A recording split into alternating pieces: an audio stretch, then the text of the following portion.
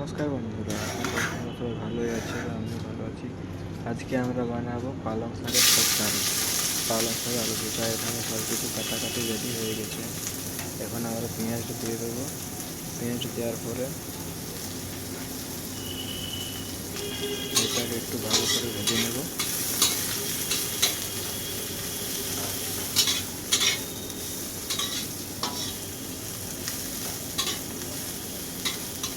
এটাকে একটু ভালো করে ভেজে নেওয়ার পর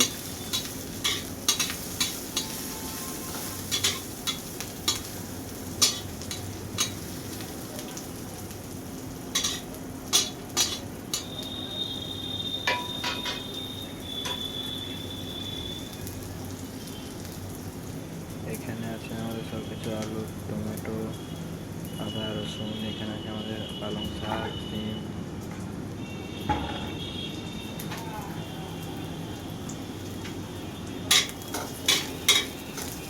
এটা এখন পুরোপুরিভাবে ভাজা হয়নি, এটা পুরোপুরিভাবে ভাজা হয়ে যাক। দেবো রসুনটা দিয়ে ভেজে নেব। তো এটা রসুনটা দেওয়ার সময় ভিডিওটা চালু করতে ভুলে গিয়েছিলাম, তার জন্য কিছু মনে করো না। এখন দিয়ে দেবো আদাটা।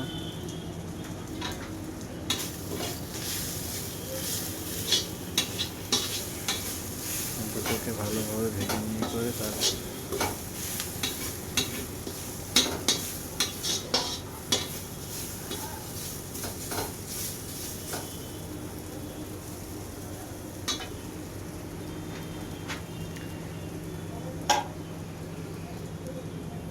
এই দুটো প্রায় ভাজা হয়ে গেছে, আদা রসুন।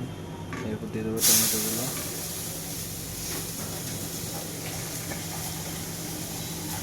এরপর এতে দেবো হালকা করে জল। ভালো করে মিশিয়ে নেব।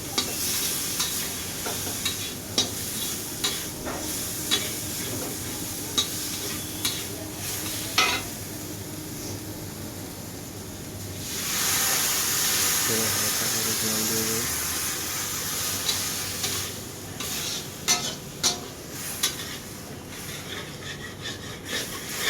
এরকম দেখবে একটু তেল যদি কম দেওয়া হয়ে যায়, তাহলে দেখবে একটু আদা রসুনটা কড়াইতে লেগে যাবে। তো ওটাতে কোনো কিছু হবে না।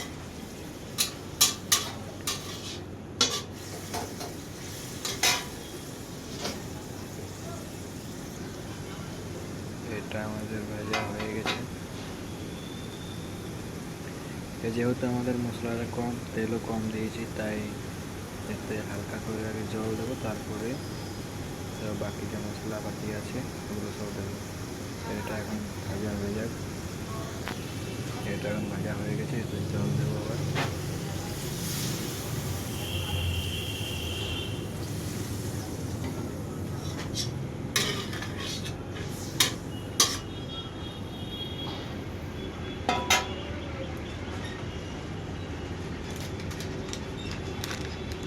এবার দেবো হলুদ গুঁড়ো, পরিমাণ মতো হলুদ গুঁড়ো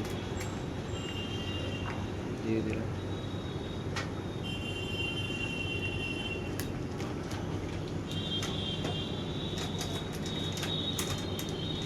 এবার দেবো জিরের গুঁড়ো।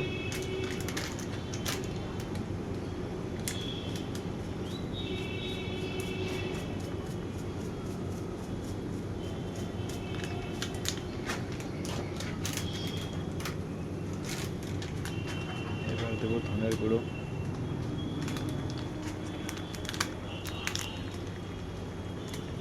সবগুলোই পরিমাণ মতো দিতে হবে।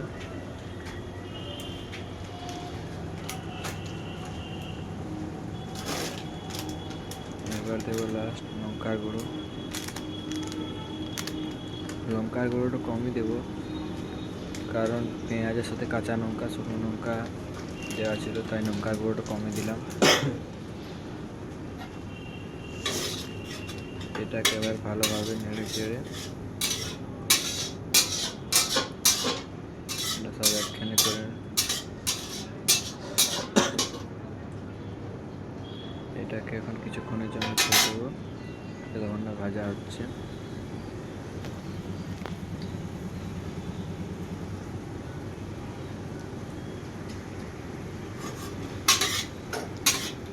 এটা প্রায় ভাজা হয়ে গেছে, তাও আর কিছুক্ষণ রাখবো।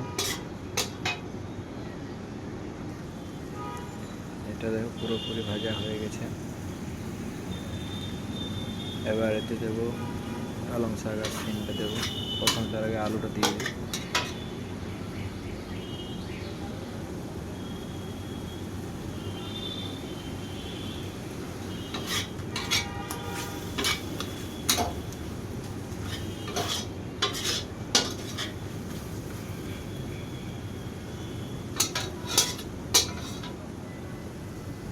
দেখছে পুরোপুরি ভাজা হয়ে গেছে, তেল ছাড়তে শুরু করে দিয়েছে মশলার থেকে। এবার দেবো আলুগুলো।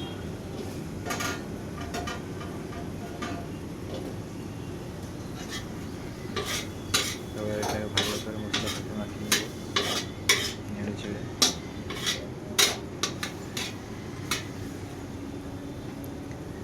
এরপর এতে দেবো শাক। তো শাকটা দেওয়ার সময় ভিডিওটা করিনি, কারণ শাকটা ছিল নিচে বালতিতে, দুটো হাতে করে দিয়েছি শাকটা, তাই ফোনটা ধরতে পারিনি। শাক সব দেওয়া হয়ে গেছে। এবার এটাকে ভালো করে মশলার সাথে মাখিয়ে নেব, নেড়ে চেড়ে।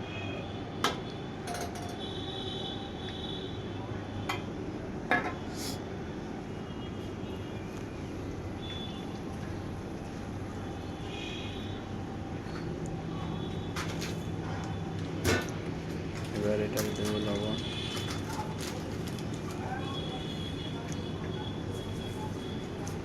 এটা যেমন পরিমাণে রান্না হবে সেরকম পরিমাণে হবে।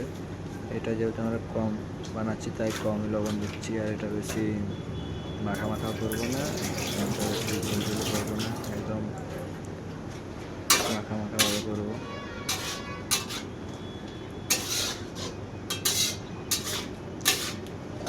লবণটাকে ভালো করে শাকের সাথে মিশিয়ে নেব।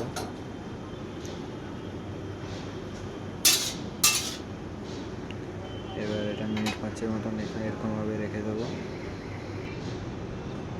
দেখে না মিশ্রণটা দেখো, মেশিনটা কালকে ফিটিং হলো। আর এটা যেটা ডিজাইনটা যেটা চলছে,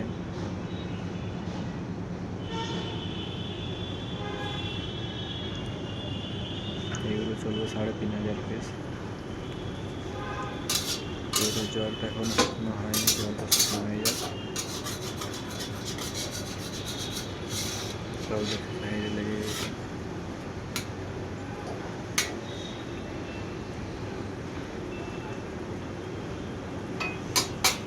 এটা কিছুক্ষণের জন্য ছেড়ে দেবো।